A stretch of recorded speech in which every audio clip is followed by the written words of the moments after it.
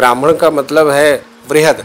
जब से सृष्टि हुई तब से इन पर हमले हो रहे हैं, मिटाने की कोशिश की जा रही है, लेकिन ब्राह्मण एक वो शक्ति का नाम है जो कभी मिटाई नहीं जाए। जो जिस क्षेत्र में जिस ब्राह्मण की बहुलता रहती है वो अपने आप को श्रेष्ठ मानता है और दूसरे को कहता है छोटा ब्राह्मण। ब्राह्मण सभी पूजनीय हैं, सभी वंदनीय हैं और सभी की वाणी में वही शक्ति है जो ब्रह्म की शक्ति होती है। ब्राह्मण ज्ञान का देवता माना जाता है, बड़ा ही विद्वान माना जाता है और 4 वर्णों में प्रथम उसी का नाम आता है। सबसे प्रथम वर्ण, सबसे बड़ा वर्ण ब्राह्मण ही होता है। लेकिन ब्राह्मण में कई जातियां होती हैं, कई उपजातियां होती हैं, कई इनके गोत्र होते हैं, कई सगोत्र होते हैं।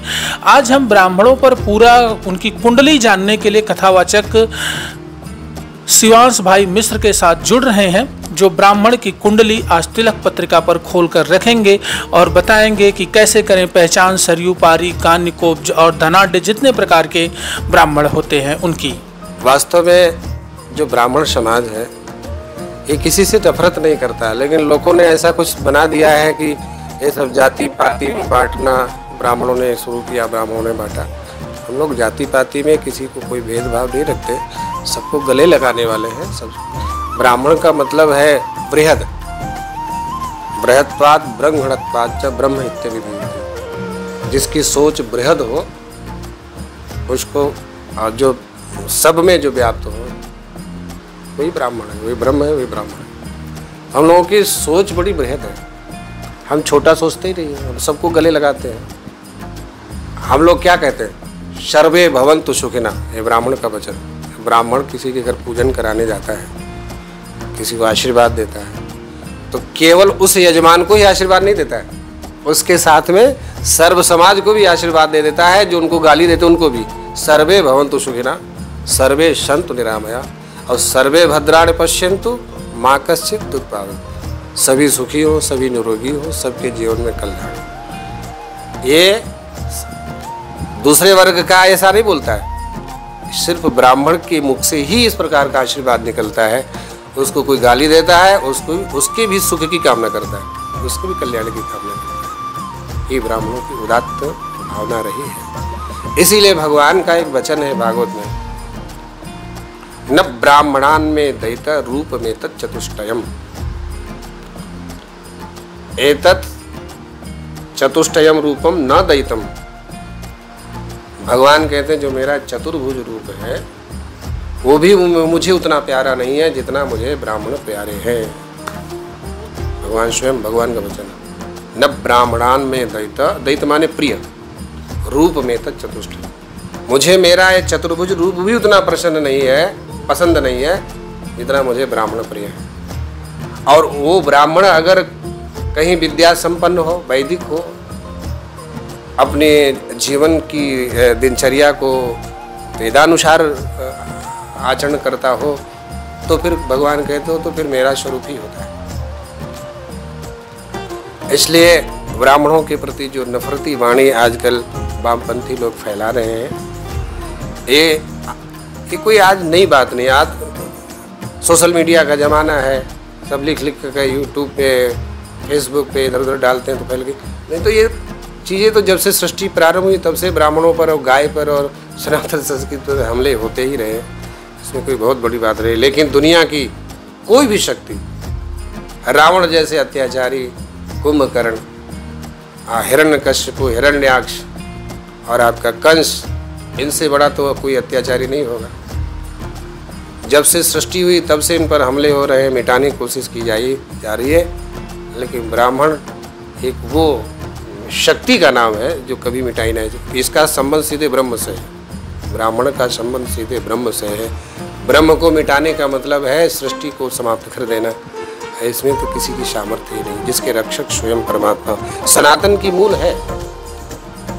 जो ब्राह्मण जो शक्ति है ये सनातन की जड़।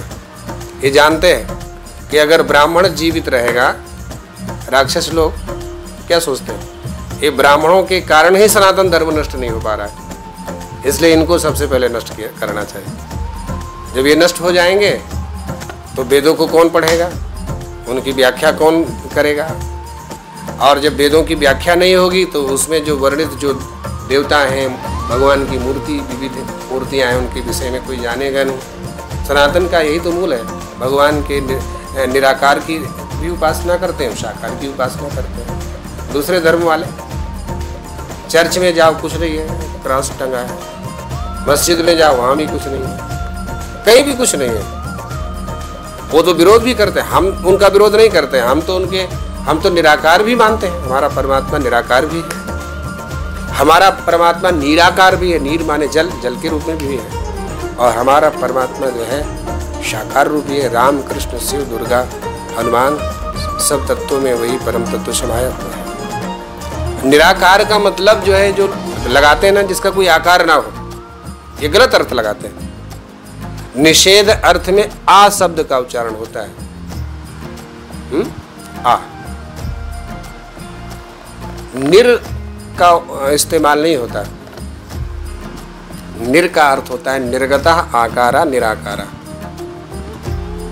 जिससे सभी, निर्गता माने निकलना, जिससे सभी आकार प्रकट हुए हों उसका नाम निराकार है। उस परमात्मा से ही सब आकार प्रकट हुए। मनुष्य हो, पशु हो, पक्षी हो, वृक्ष हो, लताएं हो, नदियां हो, नाले हो, पहाड़ हो, जितने आकार प्रकार सृष्टि में है वो जिससे निकले हो उसका नाम निराकार। निर्गतः आकारा निराकारा, ये व्याकरण की व्याख्या है। इसमें निराकार का जो अर्थ लगाते हैं उसका कोई आकार ही नहीं, फिर ये आकार की क्यों पूजा करते हैं, वो अबोध है। वो पढ़े लिखे वाली भाषा नहीं है, वो मूर्खों वाली भाषा है। इसलिए ब्राह्मण इस प्रकार की सोच रखता है, वो सबको साथ में लेने की बात करता है और निराकार साकार रूप की उपासना करता हुआ सब में अपने परमात्मा का दर्शन भी करता है। इसलिए किसी के अमंगल की कामना नहीं करता। अच्छा, इस ब्राह्मणों में भी अब क्षेत्रवाद हो गया। जिस क्षेत्र में अब थोड़ा सा, क्योंकि पढ़ाई शिक्षा ऐसी हो गई है कि धीरे धीरे ब्राह्मणों पर भी वो चीज़ें तोड़ फोड़ वाली थोड़ी सी हावी होने लगी हैं। अब इसमें ब्राह्मणों में भी तोड़ फोड़ होने लगी। जो जिस क्षेत्र में जिस ब्राह्मण की बहुलता रहती है वो अपने आप को श्रेष्ठ मानता है और दूसरे को कहता है छोटा ब्राह्मण। अब इस क्षेत्र में सरयू पारी ब्राह्मण है, तो स्वाभाविक है सरयू पारी ब्राह्मण अपने आप को सबसे बड़ा मानते हो, तो दूसरे हैं उनको छोटा मानते होंगे। जैसे कान्यकुब्ज सनाट गौड़, वो कहते होंगे ये छोटे हैं। अभी आप कान्यकुब्जों के गढ़ में चले जाओ तो वो कहते हैं हम सबसे बड़े हैं। सरयू पारी और वो सनाट गौड़ भी कुछ लोग नहीं मानते हैं, ये सबसे सब छोटे हैं, शादी ब्याह का आदान प्रदान नहीं करते। अभी आप और पश्चिम इलाके में चले जाओ तो वहाँ गौड़ और सनाढ़ियों का बाहुल्य है। आगरा, मथुरा और उधर उस तरफ अलीगढ़, मेरठ इत्यादि, सहारनपुर की तरफ, वो कहते हैं सबसे बड़े हम हैं, सनाढ़ गौड़ सबसे बड़े होते हैं। हम तो जो है कान्यकुब्ज जो सरयू पारी का पानी भी नहीं पीते, शादी नहीं करते, हम सबसे बड़े। तो ये सब तोड़ फोड़ की जो विचारधारा आई है वो सब अज्ञानता के कारण आई है। किसी भी शास्त्र में या किसी भी वेद में इस प्रकार से किसी भी वाद का वर्णन नहीं है, क्षेत्रवाद का। मेरे कहने का मतलब कि जो कान्यकुब्ज बड़ा है या सनाढ़ी बड़ा है या गौड़ बड़ा है या सरयू पारी बड़ा है, अमुक छोटा, ऐसा कोई उल्लेख नहीं। वहाँ सिर्फ ब्राह्मण शब्द की व्याख्या की गई है। सब ब्राह्मण एक समान है और सभी ब्राह्मण उन्हीं 7 ऋषियों की संतान है। सबका गोत्र उन्हीं 7 ऋषियों, चाहे ब्राह्मण गौड़ हो, सनाढ़ हो, सरयू पारी हो, कान्यकुब्ज हो, गोत्र सबके वही होते हैं। अरे भेद क्या है? बोले भेद ये है जो सरयू के इस तरफ जो आ गए उनको सरयू पारी हो गया। कन्नौज क्षेत्र से जिनकी उत्पत्ति है उनको कान्यकुब्ज बोलते हैं। गौड़ कहते हैं बंगाल से जिनकी उत्पत्ति उनको गौड़ ब्राह्मण कहने लगे। सनाढ़ कहते हैं, सना कहते हैं तप, जो ज़्यादा तपस्या में लगे रहते थे। आढ़ माने धन, तप ही जिनका धन था उनको सनाढ़ कहते हैं। सरस्वती के जो उपासक उनको सारस्वत ब्राह्मण कहते हैं। इस प्रकार से ब्राह्मणों को बांटा गया था, लेकिन उसको अब आगे आने वाली पीढ़ी अपना अलग प्रकार से उसकी व्याख्या करने लगी है, जो कि गलत है।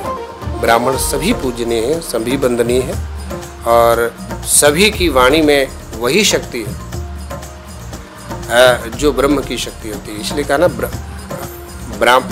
ब्रह्म वाक्यम जनार्दना, ब्राह्मण का वाक्य जनार्दन का वाक्य होता है। लेकिन कब? जब ब्राह्मण अपने आप को, स्वरूप को पहचान कर वैदिक विधि के अनुसार आचार विचार अपनाएगा। भगवान कहते हैं कि भगवान कहते हैं हमारे 3 मुख है, 3 मुंह से हम खाते हैं।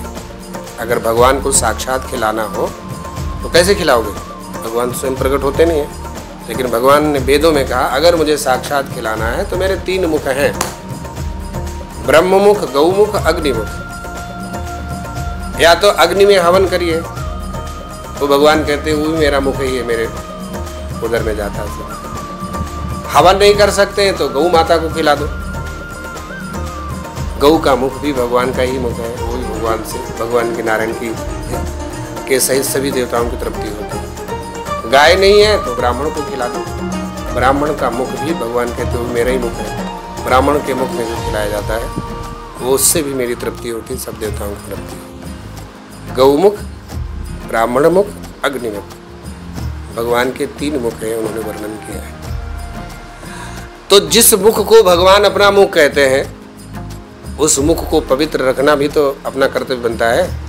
उस मुंह में शराब न डालो, गंदी चीज, तंबाकू, बीड़ी, सिगरेट, पान तो ठीक है, चिलम, हुक्का, गांजा, मांस, मछली, अंडा, ये जो खाते पीते हैं ना, तो ये भगवान का अपमान कर रहे हैं। उस मुख में डाल के एक तो वेद के आदेश का उल्लंघन है, भगवान का अपमान है। और ऐसा खाने पीने वाला ब्राह्मण फिर वो भगवान का मुंह नहीं रहता, उस मुंह से भगवान नहीं खाते पीते। मुख भी शुद्ध रखना चाहिए। शुद्ध मुख में वाले ब्राह्मण के मुख में जो आहुति कोई डालता है अर्थात खिलाता है वो भगवान को प्राप्त होती है। इसलिए ब्राह्मणों से हाथ जोड़कर निवेदन है, आप अपने स्वरूप को समझें, ये सब खान पान शुद्ध विशेष कर रखें। और तो निश्चित रूप से आप में आज भी वही शक्ति है जो वेदों ने कहा ब्रह्म वाक्यम जनार्दना, भगवान का वाक्य ही ब्राह्मण का वाक्य, मुख से निकला वाक्य होता है। आपकी वाणी में आज भी वही सामर्थ्य है जो आप कहोगे हो सकता है, लेकिन अपनी वाणी को, अपने मुख को शुद्ध रखना पड़ेगा, विचारों को शुद्ध रखना अनिवार्य है। देखा आप लोगों ने, ब्राह्मण और ब्राह्मणत्व के मुद्दे पर हमारे साथ शिवांश भाई मिश्र जी जुड़े हुए थे, जो बहुत ही मार्मिक रूप से, बड़े ही सारगर्भित रूप से ब्राह्मण की परिभाषा को उन्होंने दिया, समझाया।